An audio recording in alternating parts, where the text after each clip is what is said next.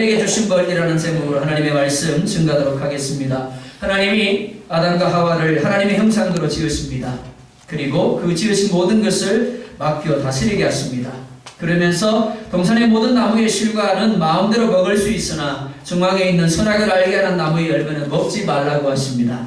그리고 이것을 먹는 날에는 반드시 죽을 것이다 라고 하십니다. 그런데 아담이 선악과를 따먹습니다. 그 결과를 창세기 3장 17절 이하를 보면 이렇게 말씀을 합니다. 우리 같이 한번 읽어보도록 하겠습니다. 패스해 주세요. 시작. 아담에게 이르시되 내가 내 아내 말을 두고 내가 내게 복종하라 나무의 열매를 먹었은즉 다른 너로 말미암아 저주를 받고 너는 내 평생에 수고하여야 그 소산을 먹으리라. 땅이 내게 가시덤불과 엉겅퀴를 낼 것이라. 내가 먹을 것은 밭의 채소인즉 내가 흙으로 돌아갈 때까지 얼굴에 땀을 흘려야 먹을 것을 먹으리니 네가 그것에서 취함을 입었음이라. 너는 흙이니 흙으로 돌아갈 것이니라 하시니라. 아멘. 자, 아담이 범죄하였습니다. 그리고 범죄함으로 인하여 나타낸 변화가 무엇입니까? 첫째, 에덴 동산에서 쫓겨났습니다. 에덴은 교회와 천국을 상징을 합니다. 그리고 가정 공동체를 상징을 합니다. 그러니까 아담이 에덴 동산에서 쫓겨났다라는 것, 하나님의 공동체, 하나님의 교회에서 쫓겨나 하나님과의 관계가 끊어졌음을 보여주는 겁니다. 둘째, 땅이 저주를 받게 되었습니다. 그래서 죽을 때까지 땀을 흘려 수고하여야 소산을 먹게 되었습니다. 문제는 땅이 수고한 아담을 방해한다라는 겁니다. 그래서 가시덤불을 내고 엉겅퀴를 내어서 그만큼의 결과를 얻지 못하게 하였다라는 겁니다. 셋째, 흙에서 취했기 때문에 흙으로 돌아갈 것이다 라고 말씀합니다. 하나님은 선악과를 따먹게 되면 반드시 죽을 것이다 라고 말씀하셨습니다. 그런데 원문을 보면 죽는다 라는 말씀이 완료형이 아니라 미완료형입니다. 아담은 죽지 않았습니다. 그런데 죽게 될 것입니다. 그런데 또한 죽지 않습니다. 그런 흙으로 돌아갈 동안 지금까지 전혀 경험해보지 못한 삶의 갖가지 문제에 부닥치게 됩니다. 그리고 부족 가운데 부닥치게 되고 고통 등에 직면하게 됩니다. 그러면서 그가 깨닫는 것이 무엇입니까? 범죄의 결과가 얼마나 크고 고통스러운 것인가를 깨닫게 됩니다. 그런데 그것이 끝이 아니더라라는 겁니다. 사람들은 죽으면 끝이라고 생각을 합니다.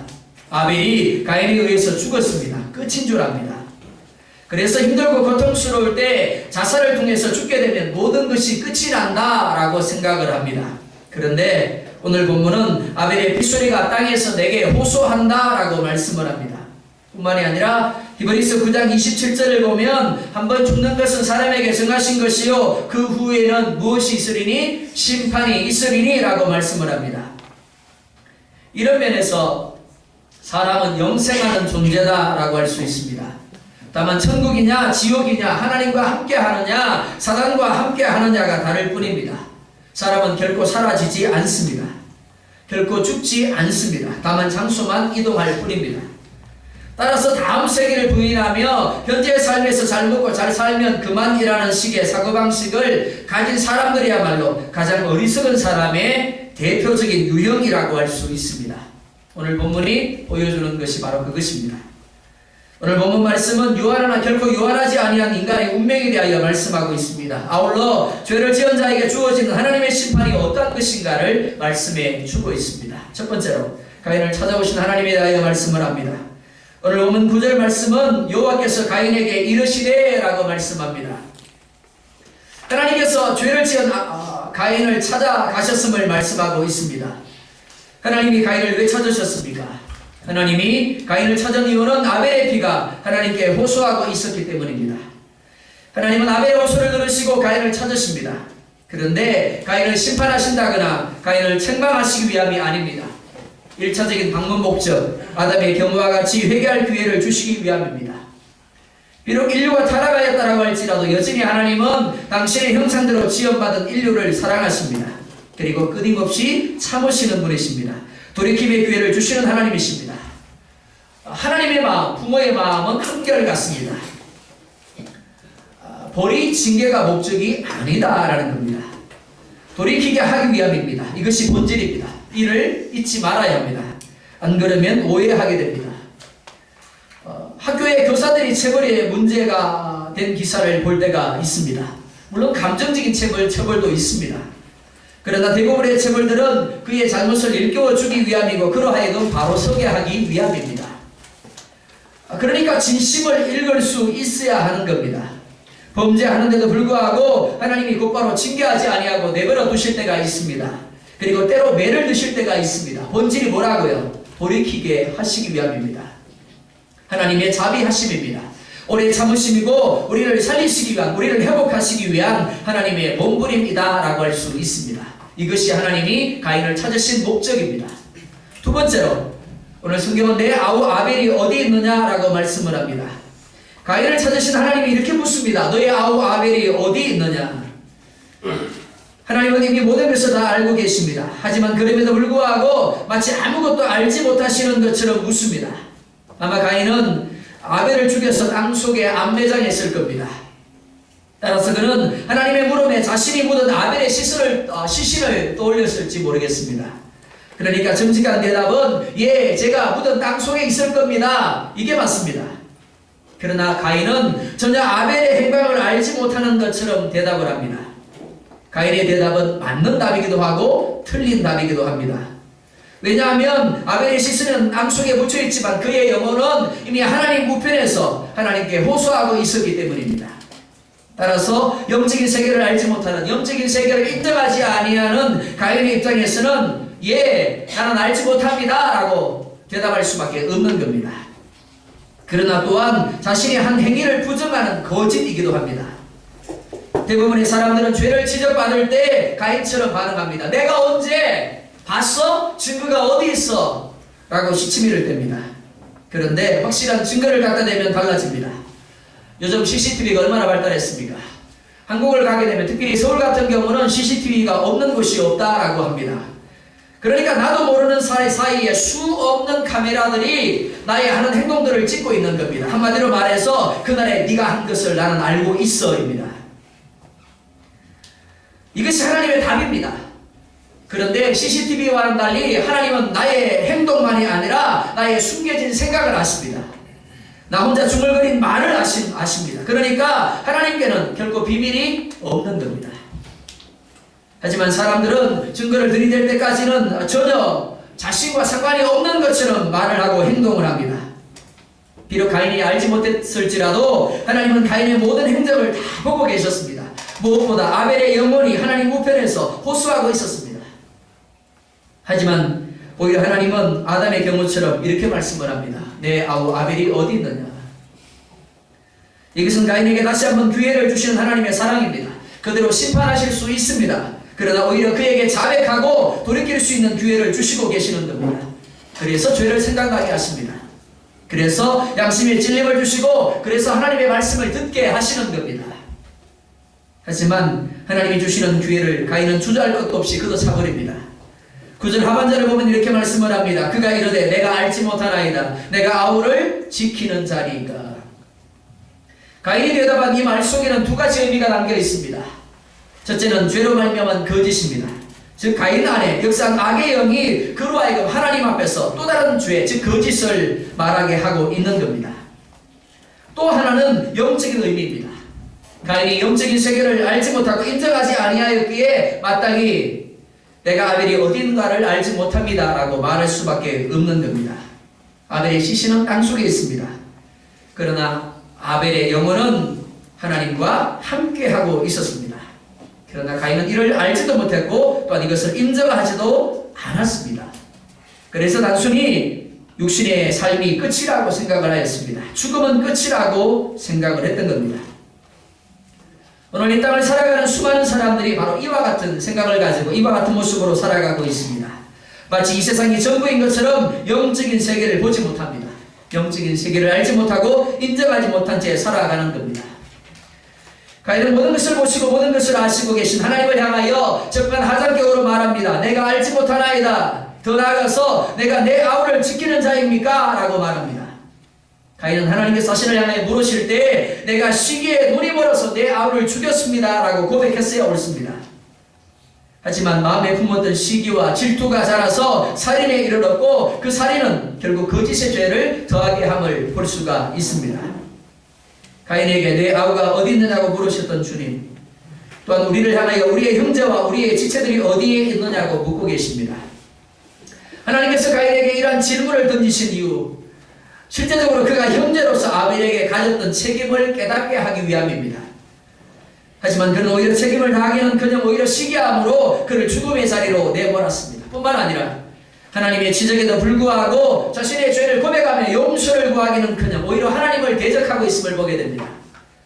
오늘 하나님 우리에게도 동일하게 주어진 책임을 온전히 감당하고 있느냐고 묻습니다. 너의 형제가 어디 있느냐, 너의 지체가 어디 있느냐, 너의 가족이 어디 있느냐라고 묻고 계십니다. 사랑하는 성도 여러분, 사랑하는 여러분의 남편이 어디 있습니까? 사랑하는 여러분의 부모와 여러분의 자녀가 어디 있습니까? 여러분들과 함께 신앙생활했던 여러분의 지체가 지금 어디에서 무엇을 하고 있습니까? 하나님의 질문에 여러분은 무엇이라고 대답을 하시겠습니까? 가인처럼 내가 알지 못합니다. 내가 그를 지키는 자입니까? 내 남편을 내가 지켜야 합니까? 내 부모를 내가 지켜야 합니까? 그가 다 컸는데 내가 그 지체를 내가 지켜야 합니까? 그렇게 대답하시겠습니까? 오늘 우리는 1차적으로는 우리 자신에 대한 책임이 있습니다. 그러나 그것이 전부가 아닙니다. 2차적으로는 우리와 함께하고 있는 가족들, 우리의 남편, 우리 아내, 우리의 부모들, 우리의 자녀들에 대한 책임이 있습니다. 그리고 함께 주위에 교회된 지체된 이들을 향한 책임이 있습니다. 우리에게는 우리 영혼만이 아니라 우리 주변의 영혼들을 돌아보고 그들의 형편을 살펴야 할 책임이 있습니다. 나는 신앙생활 잘하고 있으니까 문제가 없다가 아니라는 겁니다. 가족 지체들에 대한 책임이 주어져 있습니다. 어느 한순간에 하나님이 가인을 향하여 물으신 것처럼 우리의 책임에 대하여 물으실 겁니다. 듣지 않을지라도, 믿지 않을지라도, 믿지 않는 남편, 믿지 않는 아내, 믿지 않는 가족들을 향하여 주님을 한번 전해보시기 바랍니다. 함께 교회 가지 않겠습니까? 함께 예배하지 않으시겠습니까? 라고 전해보시기 바랍니다. 마치 당연한 것처럼 남편을 내버려두고 당연한 것처럼 아내를 내버려두고 당연한 것처럼 부모와 자녀들을 내버려두고 그러지 마시기 바랍니다. 그럼 나는 또 다른 가인이 될 수밖에 없는 겁니다. 이 시간 함께 예배하고 있어야 하는데 함께하지 못하는 지체들이 분명히 있습니다. 그들을 한번 찾아가 보시기 바랍니다. 가도 별 소용이 없던데요. 맞습니다. 듣지 않을 수 있습니다. 보지 않을 수 있습니다. 그러나 하나님은 우리에게 그들을 향한 책임을 다 하라고 요구하고 계십니다. 가라고 말씀합니다. 그리고 전하라고 권면하라고 말씀합니다. 그리고 그를 위해서 눈물로 기도하라고 말씀을 합니다. 그래야 하나님 앞에 섰을 때 할 말이 있는 겁니다. 세 번째 오늘 본문은 비수리가 호소하느니라 라고 말씀을 합니다. 가인의 본문스러운 대답을 듣고 계시던 하나님께서는 드디어 가인을 향하여 실제적인 문제와 문제의 증거를 보여주십니다. 10절 말씀입니다. 같이 보겠습니다. 시작.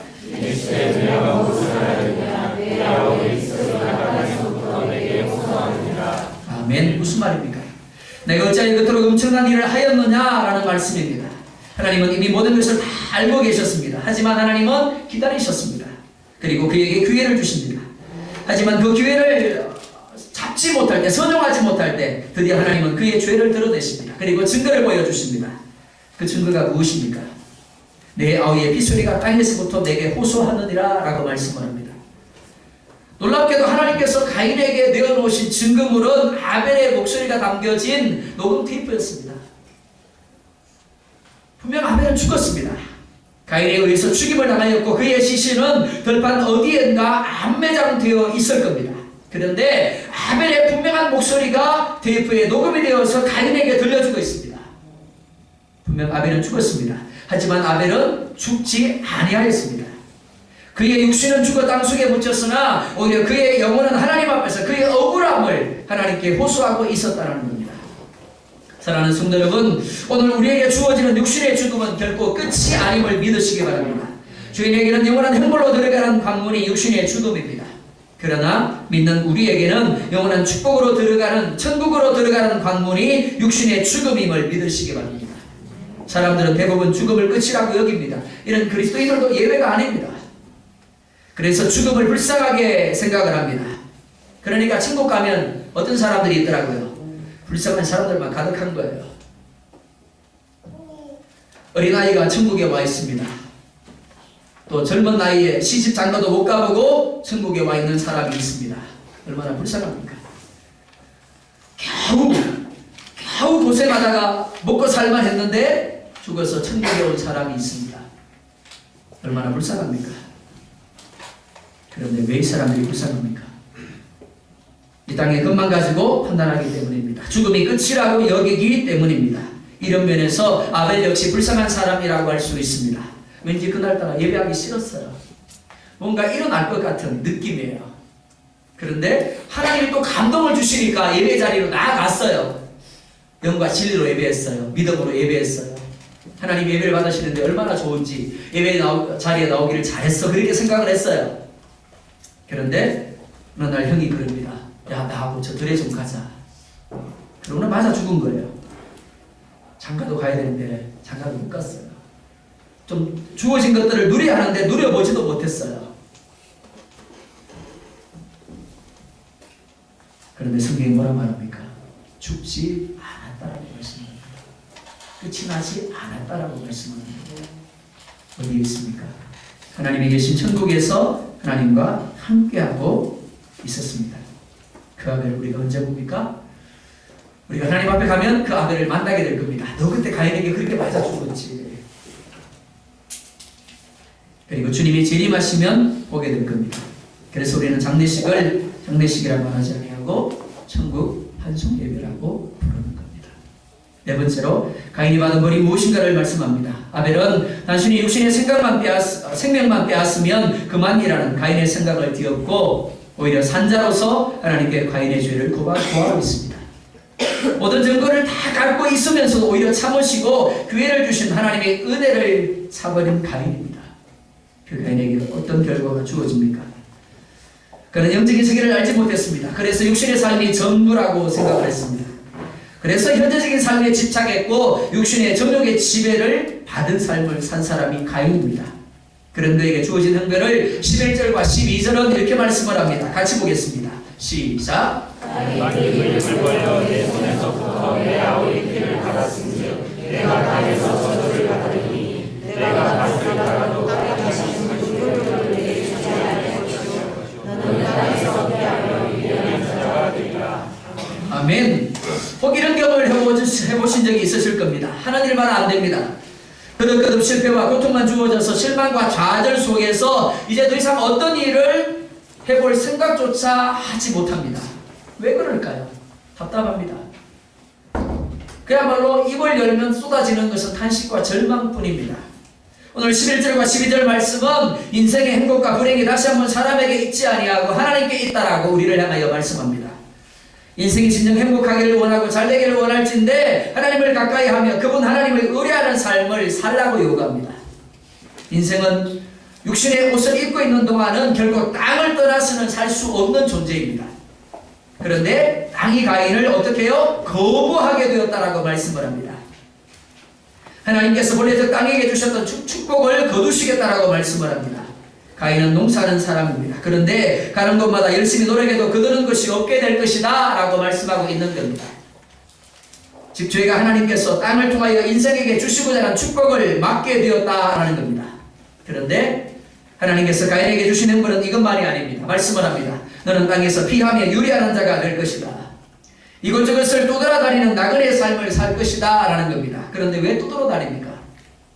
먹고 살기 위해서입니다. 배를 채우기 위해서입니다. 더 나은 삶을 살기 위해서입니다. 만족하지 못하는 겁니다. 오늘 우리가 살고 있는 이 시대도 마찬가지입니다. 수많은 사람들이 농촌을 떠나서 도시로 나옵니다. 이 나라에서 저 나라로 이동을 합니다. 이 모든 모습 속에서 여러분은 무엇을 느끼십니까?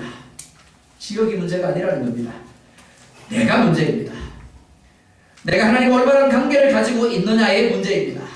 내가 아무리 옮겨 다녀도 하나님께서 막으시고 하나님께서 열어주지 아니한다라면 결코 풍성한 삶을 살 수가 없는 겁니다. 하지만 하나님께서 축복하실 때 메마른 땅에도 물이 흐를 수 있음을 믿으시기 바랍니다. 이 이삭이 기근이 들었을 때 농사여 100배나 얻었더라 라고 말씀을 합니다. 기근의 땅, 그러니까 이삭도 여전히 농사가 안 되어야 맞습니다.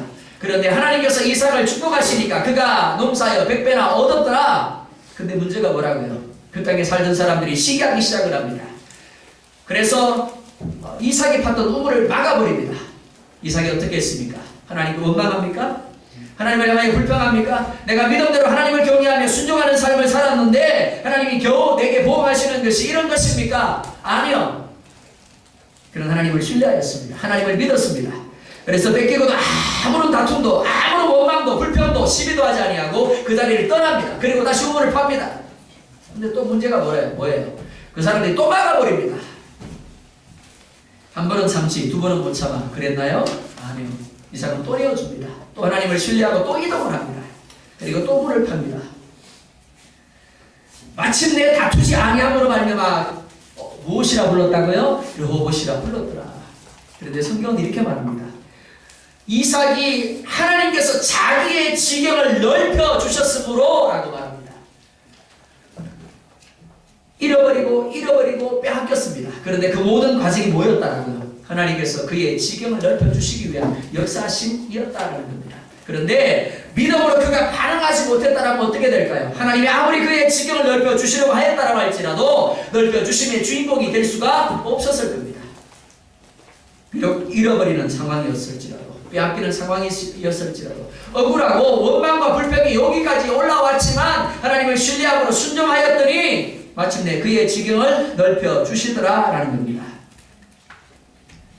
하나님으로부터 죄로 인한 형벌을 듣고 있던 가인은 이렇게 고백을 합니다. 내 재벌이 치기가 너무 무거우니이다. 주께서 오늘 이 지면에서 나를 쫓아내시온즉 내가 주의 낯을 배웁지 못하리니 내가 땅에서 피하며 유리하는 자가 될지라 물을 나를 만나는 자마다 나를 죽이겠나이다. 가인은 이제야 자신이 범한 죄를 고백합니다. 그리고 죄로 말미암아 자신 안에 있게 된 공포와 두려움을 고백합니다. 그런데 문제가 뭐라고요? 자신의 죄를 실제적으로 깨닫지 못하고 있었다라는 겁니다. 무슨 말인가 하면 자신이 지은 죄에 비하여 불이 너무 크다라는 겁니다.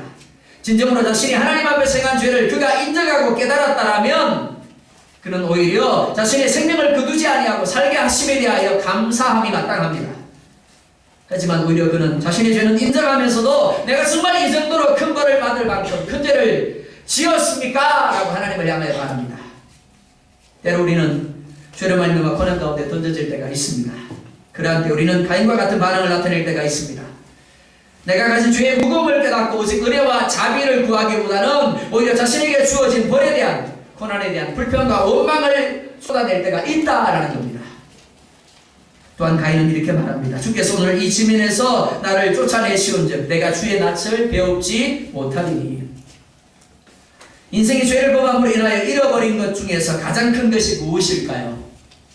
바로 하나님의 낯을 보지 못한다는 겁니다. 하나님과의 교제가 끊어져 버렸다는 겁니다. 하나님과 함께하며 사랑의 교제를 나누는 것이 죄로 말미암아 단절되어 버렸습니다. 그런데 오늘 가인이 또한 고백하는 것이 무엇이가 하면 내가 주의 낯을 배웁지 못함이 내게 벌입니다 라고 말합니다. 사랑하는 성도 여러분, 가인은 비록 에덴에 거하지는 못하였다 할지라도 오히려 그 부모들에게 에덴의 이야기를 들었을 겁니다. 그리고 멀리서나마 바라보며 소망을 가졌을지도 모르겠습니다. 그런데 이제 죄로 말미암아 유락하는 자로서 하나님의 낯을 아예 보지 못하는 형벌 가운데 있게 되었다라고 고백하고 있는 겁니다. 오늘 인생들에게 있어서 가장 큰 형벌, 하나님을 배울 수 없다라는 겁니다. 자, 그렇다면 질문입니다. 성도들에게 있어서 가장 큰 형벌이 무엇일까요? 고난 가운데 있는 것, 혼란 가운데요, 뭔가 안 되는 것, 그럴 수 있습니다. 그리스도인들에게 가장 큰 벌은 예배 가운데 동참하지 못하는 겁니다. 여러 형편과 사정으로 말미암아 육신이 연약함으로 말미암아 하나님의 선을 찾지 못하고 예배를 통하여 기도를 통하여 그리고 말씀을 통하여 하나님을 만나지 못하는 것이야말로 우리에게 있어서 진정 가장 큰 벌이라고 할 수가 있습니다. 반대로 가장 큰 복은 내가 예배하는 자리에 있다라는 것, 기도하는 자리에 있다라는 것, 말씀을 듣는 자리에 있다라는 것, 그것임을 믿으시기 바랍니다. 하나님이 건강을 주십니다. 하나님이 나의 형편을 주장하시고 나의 마음을 주장하심으로 이 절에 머물게 하시고 하나님을 예배하게 하시며 하나님의 낯을 배우게 하신다라는 것, 그것만큼 큰 은혜가 없는 겁니다. 하나님께서 오늘 우리에게 주신 가장 큰 복입니다. 그러니까 모든 예배 자리에 있음이 복입니다. 새벽을 깨울 수 있음이 복이고 말씀을 들을 수 있음이 복입니다. 다윗이 압살롬의 반란 때문에 쫓겨갑니다. 그런데 다윗은 탄식합니다. 쫓겨간다는 사실 때문에 탄식하는 것이 아니라 예배 자리로 나아가서 하나님의 낯을 보지 못함에 탄식하고 있음을 볼 수가 있습니다. 어떻게 하나님의 낯을 보지 못하고 하나님의 존전에 머물지 못하게 됩니까? 예배 때가 되면 몸이 좋지 아니하고 피곤함을 느끼게 됩니다. 갑자기 약속이 생깁니다. 그리고 바쁜 일이 생깁니다. 예배보다 다른 것에 우선권을 부여하고 중요하게 여기게 됩니다. 이게 뭐라고요? 벌입니다. 이걸 벌이라고 여기셔야 됩니다. 왜요? 하나님의 낯으로부터 하나님의 존재로부터 쫓겨나는 것이기 때문에 그렇습니다. 가인은 연히 하나님을 향해 이렇게 말합니다. 내가 땅에서 피함이 유리한 자가 될지라 무릇 나를 만나는 자마다 나를 죽이겠나이다. 이 말을 보면서 많은 사람들이 의문을 가집니다. 왜요? 아담에게는 가인과 아벨 두 아들밖에 없었는데 아벨이 죽고 난 후에 하나님이 셋을 대신해서 주셨는데 사람들이 나를 만나면 나를 죽일 것이다? 그럼 성경이 잘못된 건가? 이 부분에 대하여 공통적인 해석은 이렇습니다. 성경은 전부를 기록하고 있지 않다라는 겁니다. 구속사에 필요한 부분만 기록하고 있기에 구속사에 필요하지 아니한 부분들은 기록하지 아니하였다라는 겁니다. 그리고 그것은 아담에게 가인과 아벨 외에 또 다른 자녀들이 있었을 것이다 라는 겁니다. 그 자녀들의 이름이나 행적은 구속사에 필요하지 않기 때문에 기록하지 아니하였을 것이다 라고 추론을 합니다. 그런데 또 다른 해석을 하시는 분들도 있습니다. 즉 천사를 의미한다라는 겁니다. 구약시대에는 하나님의 보냄을 받은 천사들이 나타나는 경우가 종종 있습니다. 마찬가지로 가인이 길을 가다가 천사를 만날 텐데 그 천사들이 가인을 죽일 수도 있다라는 겁니다. 그래서 가인이 천사를 두려워하였다라는 겁니다. 그래서 하나님께로부터 죽임을 당하지 아니하도록 표를 요구하였다라는 겁니다. 어떤 것이 옳은지 알지는 못합니다. 하지만 분명한 것은 가인이 죄로 인하여 두려움과 공포 가운데 있었다라는 겁니다.